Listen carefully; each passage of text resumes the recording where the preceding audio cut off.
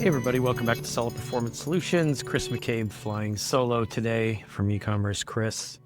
For today, I wanted to talk about some questionable tactics and some troubling trends we're seeing with brand owners going nuclear or going into attack mode. Anytime any reseller hops on one of their listings, they might not consider them resellers. They might say, we know these guys don't have any access to our product. These are counterfeiters. I just wanted to make sure that people understand that if you're overly aggressive or unable to conclusively prove with test buys, with other evidence that's documented that the other seller is in fact abusing policies, breaking terms of service, offering fake product and so forth, the focus might end up being on you and not the resellers that you've reported. And I understand there's numerous services consultants out there saying, hey, we can knock these people off lickety split, just hire us and, we'll contact some people we know internally. That's a risky move unless you know exactly what they're doing on your behalf, number one. Number two, make sure there's transparency around those tactics and practices because you don't want your brand registry revoked. That can be incredibly difficult to get back.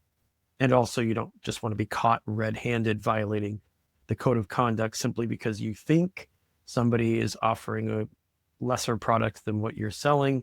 I understand that if you do a test buy and they keep canceling it, that's a problem. But obviously you can report that. Somebody keeps canceling our orders. We're doing a test buy.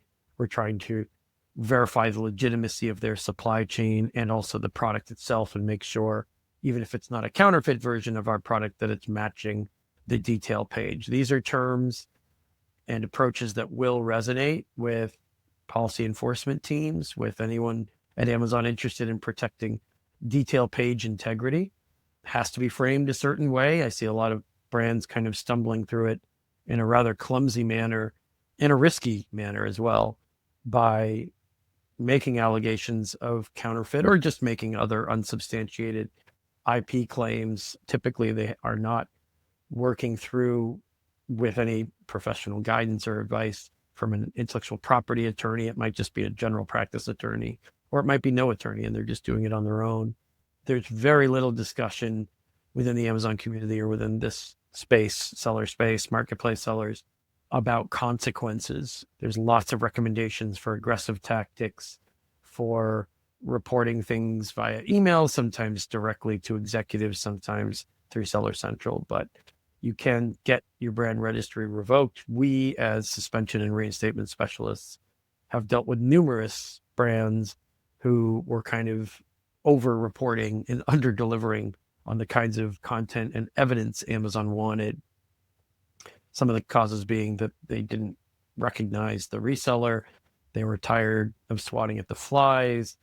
They thought that we're hopping on their listings. They thought that their brand registry would protect them, protect their brand from resellers. You don't automatically get gated when you're a new brand, right? That's not how it works. It's an open marketplace. If there's a reseller selling legitimate versions of your product, legitimate items that match your ASIN, that reflect what's on your detail page and the product meets those specs, then they, of course, can sell it. They can offer it.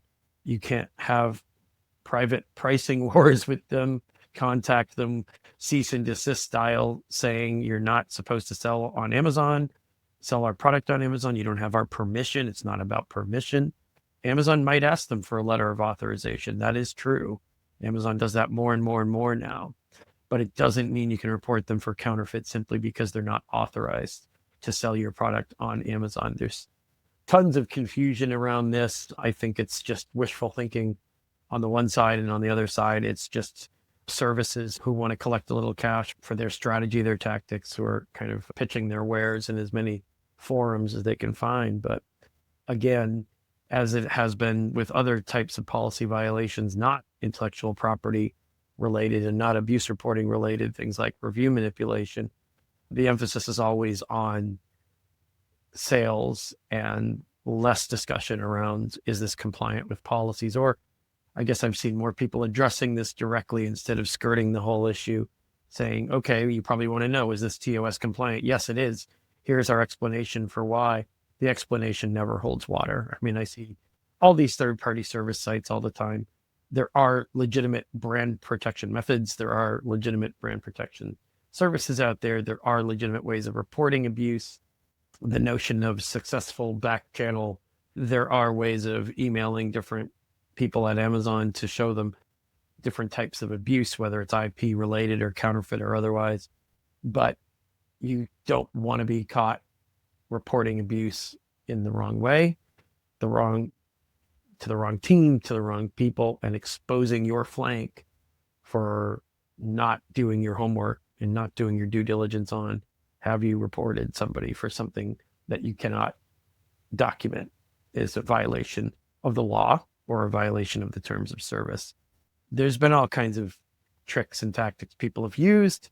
I brought up review manipulation because some people were buying from competitors and then leaving them nasty reviews. Certainly don't do that. That's not the right way to go. People were getting their entire account suspended for doing that, for harming or abusing another seller. Maybe down the road, you could determine that the seller had counterfeit product, but you need the evidence. First of all, you don't need to leave them a product review just to scare buyers away. That's going to do more harm than good. Secondly, if you get the test buy delivered, you have counterfeit product in your hand, you can send images of it. You can send a written description of how it's different from your product. It is possible to get those sellers off your listing.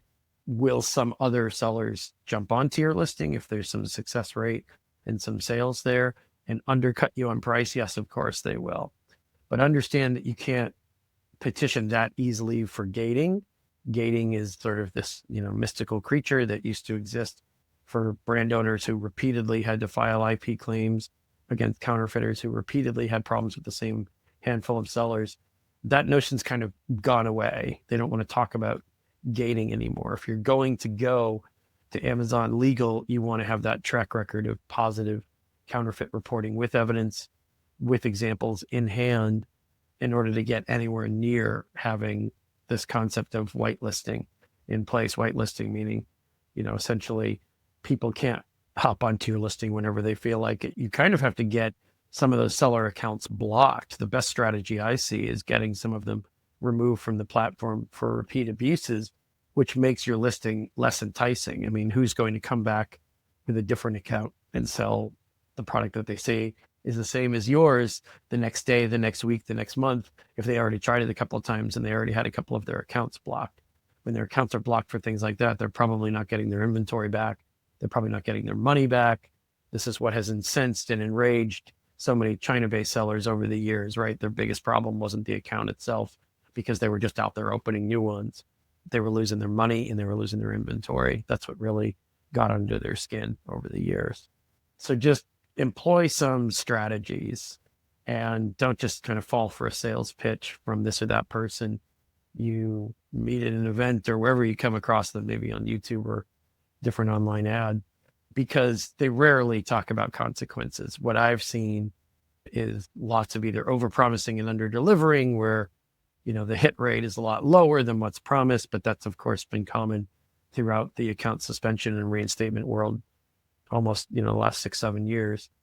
The real issue is that brands are kind of easily believing some of these claims, throwing money at these people, and that just encourages them to pursue these different tactics. So sometimes the tactics do involve reaching out to employees at Amazon directly, but unfortunately it might involve illicit means. That warning signs, of course, are if they're not telling you what they're doing on your behalf.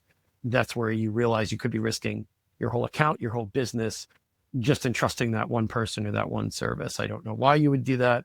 I understand it's tantalizing to see that you could, the carrot dangled that says we'll help you eliminate all competition. But rarely are they talking about, oh, by the way, if you hire us to do this, there could be adverse consequences. People that work with us on abuse reporting cases, we usually in the first call or the first few minutes mention what the potential adverse consequences are.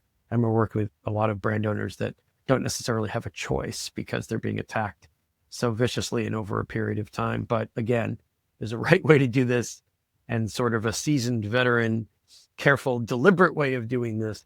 And then there's sort of the homemade version, or the version that's been dressed up and gussied up to look like it's professional, but it's not going to look that way to Amazon policy enforcement teams to Amazon legal to IP enforcement teams, they're going to examine you.